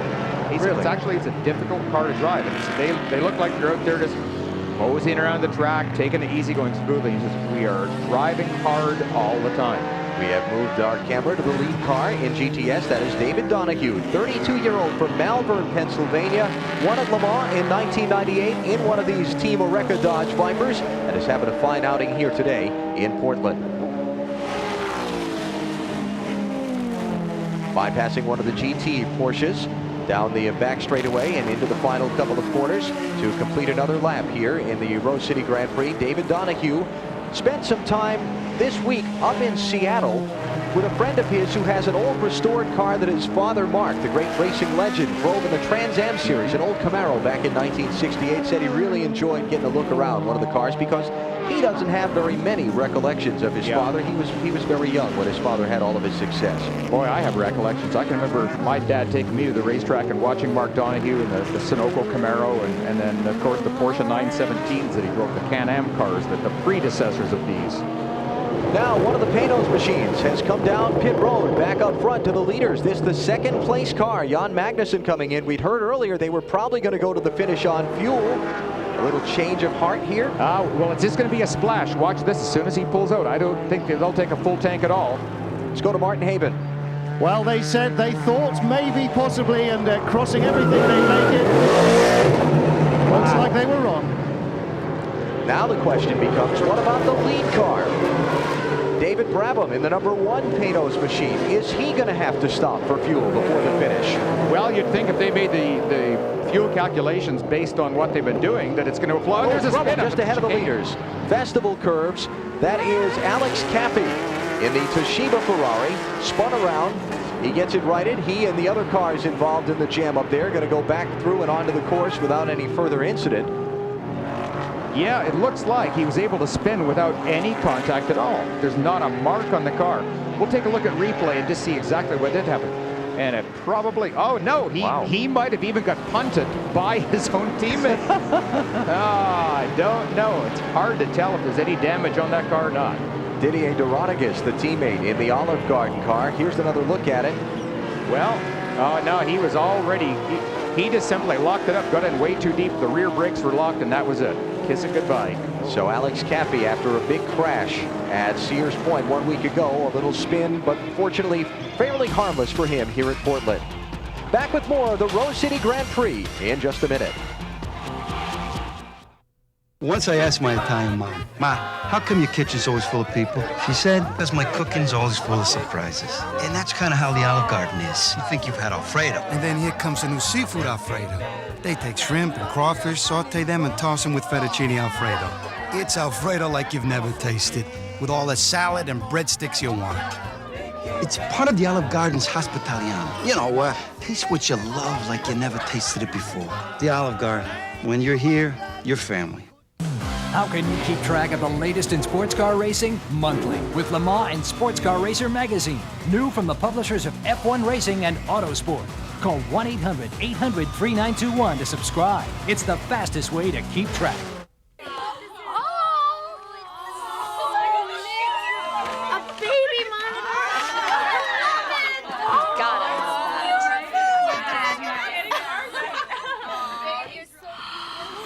You guys!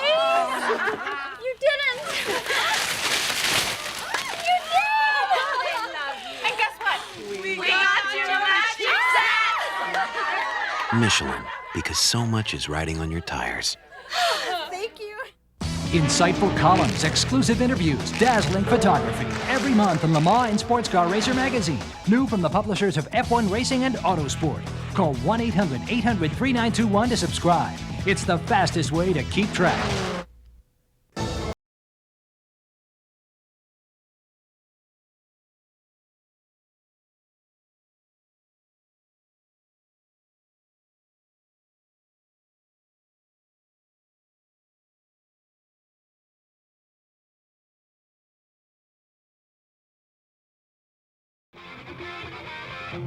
Tonight on NBC, it's Dateline, followed by the all-new summer series, You Asked For It, with some of the most outrageous stunts and bizarre rituals ever seen on TV. Then it's Sylvester Stallone and Armand Assante in the action movie event Judge Dredd, all tonight on NBC.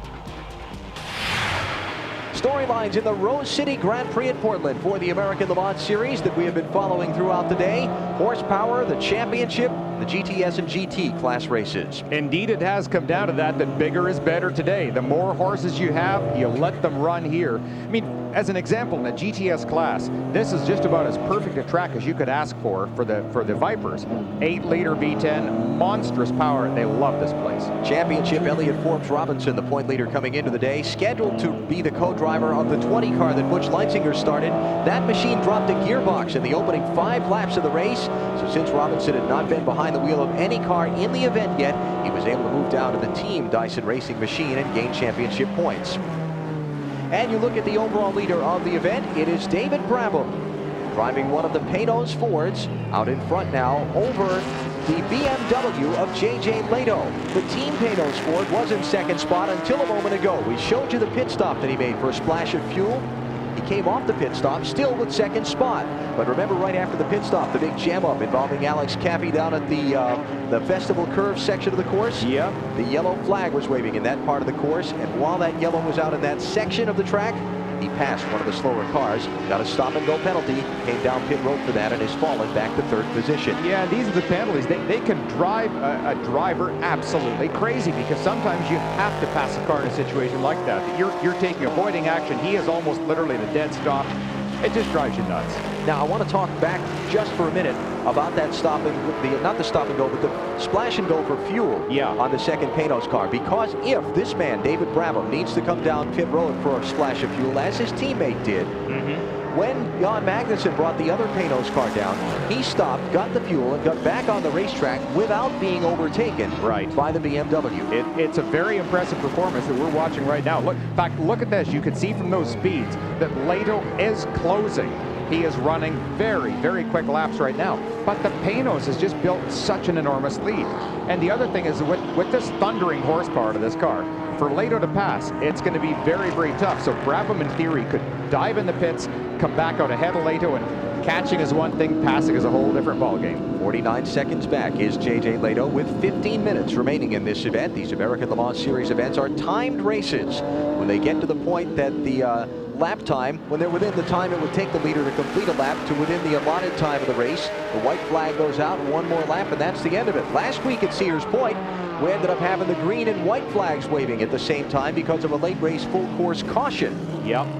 And it set up quite a spectacular finish of that event. So now 15 minutes left for Lehto to try and close up and see if he can burn into some of the lead that David Brabham holds. That's such an interesting little steering wheel, the BMW. You see the butterfly shape here. And some people may wonder, why not have a totally round wheel? Well, in theory, you shouldn't have to ever move your hands from the positions on a wheel where you see his hands. Now imagine that's a total round shape, and he's about 3 and 9 o'clock.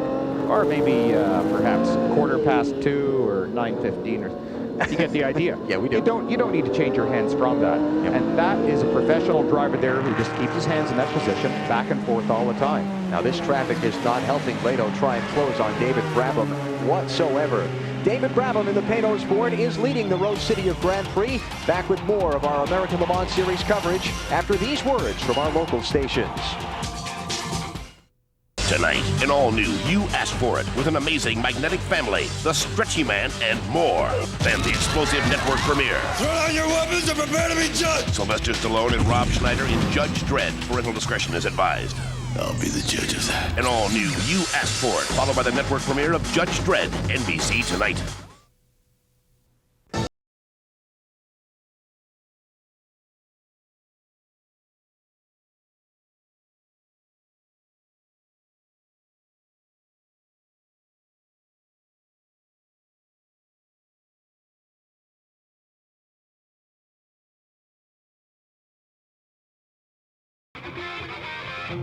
Tonight on NBC, it's Dateline, followed by the all-new summer series, You Asked For It, with some of the most outrageous stunts and bizarre rituals ever seen on TV. Then it's Sylvester Stallone and Armand Assante in the action movie event Judge Dredd, all tonight on NBC.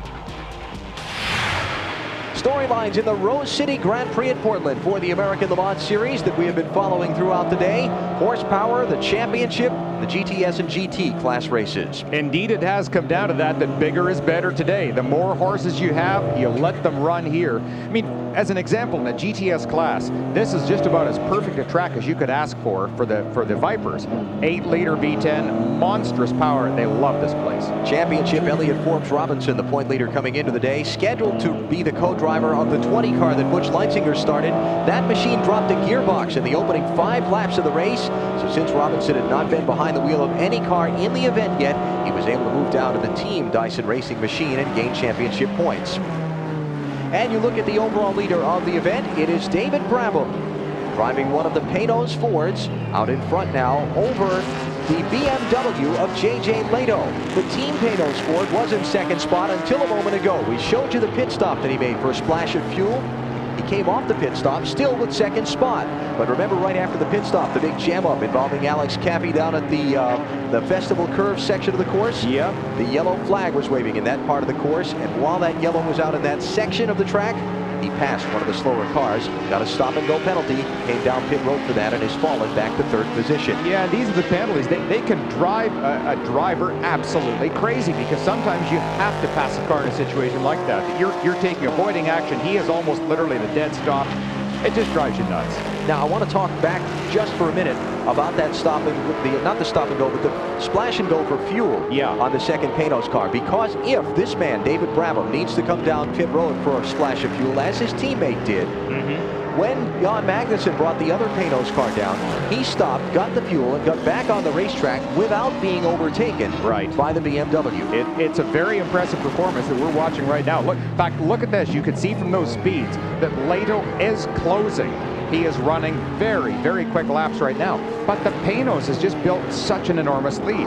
And the other thing is, with this thundering horsepower to this car, for Lehto to pass, it's going to be very, very tough. So Brabham, in theory, could dive in the pits, come back out ahead of Lehto, and catching is one thing, passing is a whole different ballgame. 49 seconds back is J.J. Lehto with 15 minutes remaining in this event. These American Le Mans Series events are timed races. When they get to the point that the lap time, when they're within the time it would take the leader to complete a lap to within the allotted time of the race, the white flag goes out, one more lap, and that's the end of it. Last week at Sears Point, we ended up having the green and white flags waving at the same time because of a late race full course caution. Yep. And it set up quite a spectacular finish of that event. So now 15 minutes left for Lehto to try and close up and see if he can burn into some of the lead that David Brabham holds. That's such an interesting little steering wheel, the BMW. You see the butterfly shape here. And some people may wonder, why not have a totally round wheel? Well, in theory, you shouldn't have to ever move your hands from the positions on a wheel where you see his hands. Now imagine that's a total round shape, and he's about 3 and 9 o'clock. Or maybe perhaps 2:15 or 9:15, or you get the idea. Yeah, we do. You don't need to change your hands from that. Yep. And that is a professional driver there who just keeps his hands in that position back and forth all the time. Now this traffic is not helping Lehto try and close on David Brabham whatsoever. David Brabham in the Panoz Ford is leading the Rose City of Grand Prix. Back with more of our American Le Mans Series coverage after these words from our local stations. Tonight, an all-new You Asked For It with an amazing magnetic family, the Stretchy Man, and more. Then the explosive network premiere. Throw down your weapons and prepare to be judged. Sylvester Stallone and Rob Schneider in Judge Dredd. Parental discretion is advised. I'll be the judge of that. An all-new You Asked For It, followed by the network premiere of Judge Dredd, NBC tonight.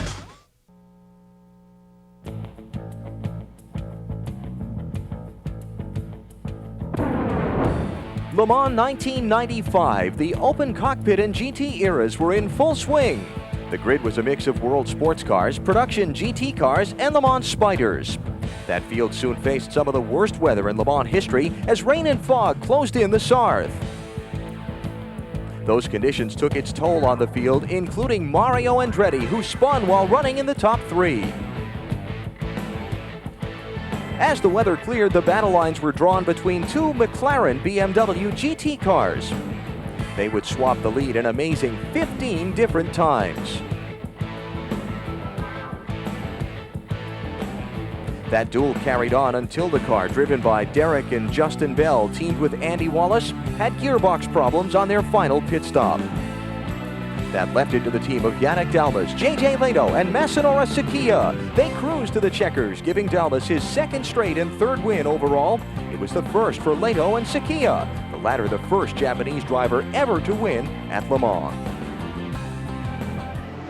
The Rose City Grand Prix for the American Le Mans Series rolling toward its final moments. 10 minutes and 19 seconds left to go in this timed race. And the storyline is one of the Panoz Ford out in front, looking down on him now, trying to make his fuel last to the finish and hold off a determined charge by J.J. Leto in the BMW. The BMW kind of making a little pit strategy error. There was a full course caution that was within the window of the cars to stop and make it on fuel if they could stretch it a little bit. The Panoz teams did. BMW did not. They had to come down the pit road under the green flag, which set them back behind. And now Leto trying to dig out of that deep hole. Yeah, he is closing, you can see, but with this little time left in the race, it's going to take a yellow flag to really bring this back into his reach. Or the other thing is a Panoz pit stop. Now, we saw them miscalculate in the one car where they did have to bring it in. If they have to bring Bradden in, suddenly we are going to have our real scrap. Jan Magnussen, driving the other Panoz machine that you're riding with now, was the one that had to come down pit road for the splash of fuel a moment ago, and did so without losing second spot to the BMW, but then got a stop and go penalty for passing on exiting the pits when a car spun in the festival curves, and that has dropped him back now to third position, 8 seconds behind the BMW. It was a nice shot there. You just saw Jan Magnussen shifting, and he was doing it so delicately. None of the drag race style slam bam shifting. This is where you want to make the gearbox live. 43 car, that's Joe Wickelhock, now in fourth place, running consistently but well back. Again, this car can't challenge third place either. Wickelhock, one of the BMW co-drivers that won the 1999 edition of the Le Mans 24-hour race back in the month of June. Looking a little farther back in fifth position, this is the privateer BMW team. Thomas Bashir behind the wheel. This car, basically a year-old car that's been updated for 1999. Yeah, it's a very good car. It runs very strong, but you can see how just with the technology increasing all the time, suddenly fifth place with these drivers is about as high as it's going to get. This whole field is becoming so competitive. It's suddenly becoming tremendously prestigious. And J.J. Leto, being a competitor in the series all the time, is adequate proof of that. Looking at the car of James Weaver behind the wheel now, giving the hand signal. Nice move. Allowing the Panoz to go by on the inside. Very classy, James. James Weaver in the car that was started by Ron Fellows and has been driven for a time during the event by Elliott Forbes Robinson, championship leader coming into today, whose car broke the gearbox in the opening 5 laps of the race. He got in this machine and ran enough time behind the wheel to earn championship points. So wherever they finish today, EFR will get points for that spot. And Butch Leitzinger, who started the 20 car, will be kind of in tough shape championship-wise at the end of the day. Now, this is Eric Bernard and the Raffinelli Judd-powered machine. Look at the right front fender. Eric Comas. The Judd V10. And interestingly enough, a week ago, we saw something similar. So I wonder if Yokohama tires maybe have a problem with these temperatures. We saw a tire explode at Sears Point, do similar damage to the other side of the car. And again, here he lost the tire.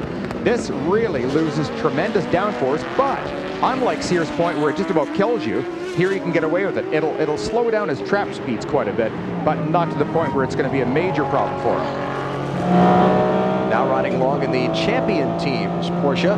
This the car co-driven by Alan McNish and Andy Pilgrim. McNish on board now, running in 8th position and about 4 laps down to the race leader. And just that little note on the dashboard, there's a little congratulatory note. The crew chief, Brad, had to fly out very late last night as his wife, Lisa, was having a baby. So they are without the crew chief today, but Brad, I know you're the place where you want to be. So congratulations to you. And hopefully everything has gone well for Brad and Lisa there overnight. Now looking back to 9th position, this is one of the Ferrari machines, the top running of them, Didier de Rodriguez behind the wheel of that machine. There you see the Olive Garden car. The machine started by Max Angelelli. De Rodriguez went back into the car, or got into the car about midway through the race. They've had an excursion or two throughout the day. But they're still enjoying it. Take a look at some of the telemetry here as we go down the front straight, particularly the heart rate right down the bottom right-hand corner. Now, if you don't think these guys are athletes, Think of how your own heart rate increases when somebody pulls out in front of you on the highway. It just feels like a double. You go, oh my goodness. Here he's handling 170 miles an hour every lap, and his heart rate is about what an average human being's heart rate is. Now you're looking at the real-time telemetry that is transmitted back to the team's pit from the car. Runs about a split second behind what is actually happening in the race car, but you're seeing it as the pit crew sees it coming back into their pit stall. Yes. Engine RPM, you see how low down it gets, and low fuel light is just starting to come on every once in a while. So remember, now there he's back full throttle there, so it's not critical for the crews to know immediately when everything happens. They just want to see it. Didier Doronicus running in 9th position in the Rose City Grand Prix of Portland. Back for the finish in a moment. You're watching the American Le Mans Series on NBC.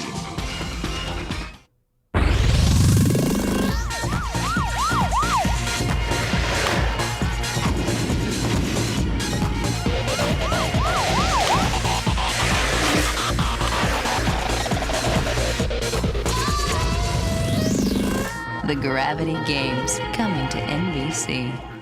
And now, if you will please turn to page 17. You're in business to make things happen without mistakes. I don't have a page 17. What? I don't have a 17. No 17. Oh, well, I got 4 17s. I got a bunch of 3s. Toshiba copiers never let you down. From brilliant color copies to network connectivity and perfect collation. With Toshiba, you're in business. Should have used the Toshiba. For information in the dealer near you, call 1-800-GO-TOSHIBA. The laws of physics are a harsh opponent. They push you, you push back. Sometimes, after 30 years of struggling, you win. And as everyone knows, at Porsche, we like to win. Introducing the Porsche 911. The laws of physics have just raised a big white flag.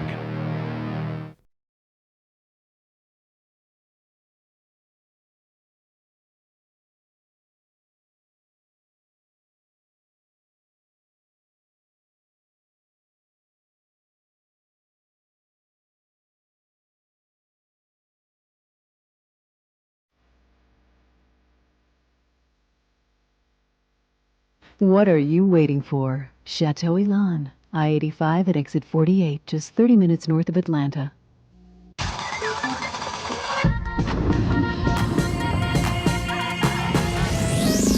The Gravity Games, coming to NBC. Back at the Rose City Grand Prix, sports car racing returns again to NBC in September for Petite Le Mans. This season we've had some great races from Team BMW, Team Peytos, and others. Tune in for the best of this 1,000-mile race on the classic road course Road Atlanta. Petite Le Mans coming to NBC Sunday, September 19th. Working down to the final moments of the Rose City Grand Prix. It is Peytos out in front, David Brabham behind the wheel, trying to stretch fuel to victory lane. 58 minutes since they've been on pit road for some gasoline blast. They have to be on fumes. Oh, one of the BMWs smoking up ahead. Oh, 43 that is Winkelhock. Off course, smoke behind the machine. Maybe just got on the brakes, locked him up because he is still under power. Yeah, I think he just got in way too deep. He might have been looking at his mirror, seeing those cars come up, just the momentary distraction, and by the time you're in too deep, you get on the brakes. Now, he has lost a headlight cover. That will also affect the downforce aerodynamics of this car. That, in fact, quite a bit. Yeah. That's a hole, and not only does he lose aerodynamics, but that will funnel air in and tend to lift the car. Now, watch this. You can almost see his head just bend a little bit. He tried to look and see where the traffic is, and by that time he gets on the brakes, locked up the right front wheel. Now, a point there, Bill. That hole was already there before he went off, so maybe the loss of downforce on that left front wheel definitely causing the handling to change. It definitely will, because we've seen the Raffinelli car lock up its brake a number of times, both last week and this. With the downforce gone, the driver is used to braking at a certain point for consistency. He does it there without that downforce and locks up right away. Winkelhock running in 4th position, in no danger of losing that spot unless for some reason the car quits on him now. He has a couple of laps on the 5th place machine, so basically he needs to just nurse it around for the final couple of circuits. Now, back to the race leader, Eric Bernard. That is David Brabham behind the wheel. Eric Bernard started the car right up behind one of the cars, slowing, waving his arm frantically. Now, there's only a minute left in the race. So when he comes back around to the start-finish line, he should see the white flag. He's got a 32-second lead on the BMW, and now he's just watching the fuel gauge. David will be watching the fuel gauge, and he'll be shifting at lower RPM than he has done all day long. He has got to try and squeeze. We may see this car run out of gas on the victory lap if he gets one. And he's hoping he doesn't see it run out of gas on the last lap. Too late to make the pit stop now. Here he comes off the final corner, turn 9, and down toward the start-finish line. Looking for the white flag, and there it is. White flag is out. One more lap for David Brabham to score the victory for Team Panoz and Ford today here in Portland. He's got to make it around another 1.9 miles on the fuel he's got on board. Yeah, and this is where the crew try to look so confident. Yeah, we're going to make it. We know we're fine. And their stomachs will be in knots right now. They go, come on, David, just push the thing. Pedal it if you have to. Final time around the twisting infield part of the course. Turns 2, 3, 4, and 5. Then he'll spill out onto the backstretch and rock it down there for one final time. And the thundering horsepower of this car, it has to be heard and felt. I'm sure that they thought there might be an earthquake coming on the West Coast here, because every time this car goes down the straight, the buildings are shaking. It is quite remarkable experience. Still under power down the backstretch. This car has finished second in the last 2 events. Second at Mossport, second at Sears Point. Looking to move it up one spot on the victory podium today. Final corner coming up for David Brabham. And he's being so cautious. Well, here he goes. At this point, he can almost coast. They run the final hour on one tank of fuel. The victory salute to the pit crew as he comes to the checkered flag. David Brabham, with his co-driver Eric Bernard, wins the Rose City Grand Prix. Victory for Panoz, second of the 1999 season. Now the class winners in GTS and GT running right together. It is the Viper in Dodge going to win. For the GTS category, David Donahue will take the checkered flag, and you ride with Kurt Wagner as he avenges the loss of 1 week ago and scores the victory in GT here in Portland. We will go to the Sun America Sports Desk and Jim Gray after these messages, then come back for our winner's interview here at Sears Point. You never met my big Italian family, but they love you already. So tonight, they'll share with you a fresh salad this big, then pass around the baby pictures. They'll share baskets of soft garlic breadsticks, then pass around the baby. What they have, you can have. And that's how the Olive Garden feels. They call it Hospitaliano, which means everything of ours is yours. That's my cousin. She wants to share your dessert. The Olive Garden. When you're here, you're family. How can you keep track of the latest in sports car racing? Monthly, with Le Mans and Sports Car Racer magazine. New from the publishers of F1 Racing and Autosport. Call 1-800-800-3921 to subscribe. It's the fastest way to keep track.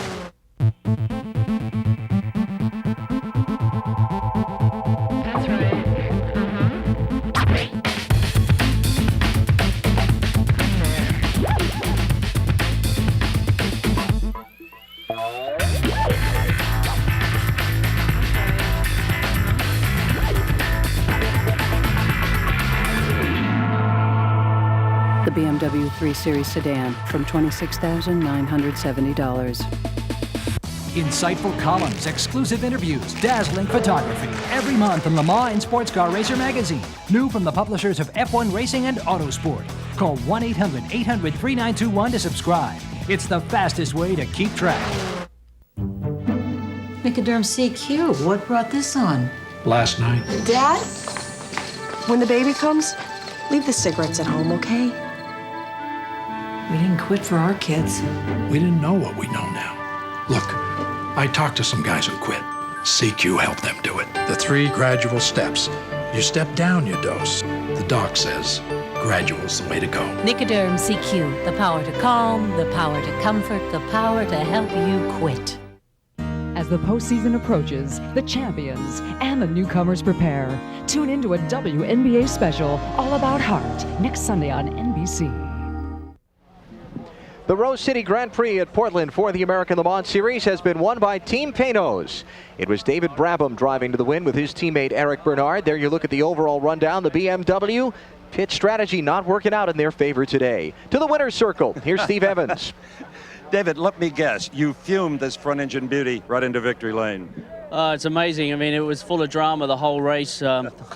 Eric did a great job at the start, keeping up with the BMW, and then when it was time to change, I got into the lead, and then I passed under yellow. I just didn't see it, and I'm sorry to the guys.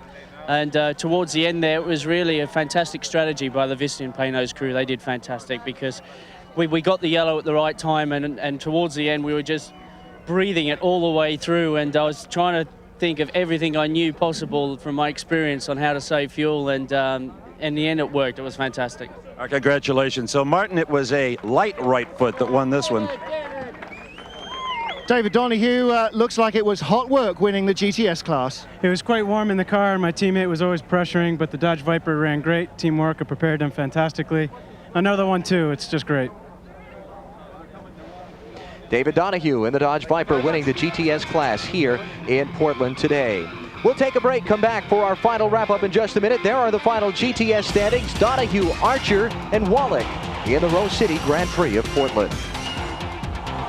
Sports Car Racing Monthly with Le Mans and Sports Car Racer Magazine. New from the publishers of F1 Racing and Autosport. Call 1-800-800-3921 to subscribe. It's the fastest way to keep track.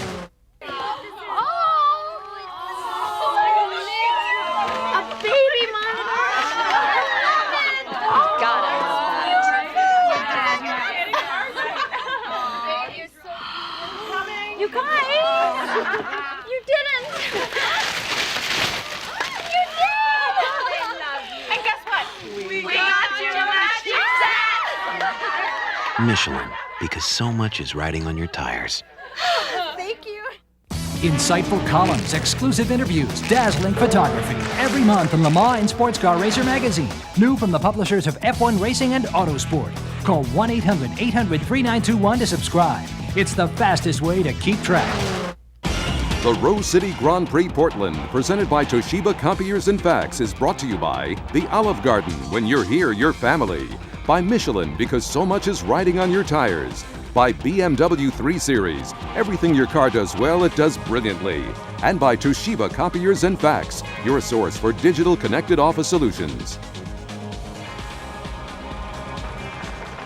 Back at Portland with the winner of the GT class, Kurt Wagner, after disappointment last weekend. This must feel good. You know, I owe it to the crew. The Porsche 996 GT3R is a brilliant machine. Alex Job Racing, the crew did a phenomenal job. Michelin tires held on the whole race. They were just brilliant, as the car was. I can't thank Daryl and Sherry Havens enough for allowing this opportunity for all of us. It's an awesome afternoon. They did a great job, and thanks to Lan for putting me up with me. It's a great day for Porsche and a great day for Alex Job Racing. And again, the Michelin tires were brilliant. I mean, they really held up the whole stint. It was great. And thanks again. Sunday, September 19th, the American Le Mans Series continues with Petite Le Mans on Road Atlanta, the 1,000-mile race. Sunday, September 19th, here on NBC Sports. Tonight, 7 Eastern, 6 Central Dateline, followed by the all-new Summer Series You Asked For It, with some of the most outrageous stunts and bizarre rituals on TV. Then it's Sylvester Stallone and Armand Assadi in the action movie event Judge Dredd tonight on NBC. For Bill Adams, Steve Evans, and Martin Haven, Alan Bestwick saying so long from Portland, where the Team Panos car of David Brabham and Eric Bernard has won the American Le Mans Series race.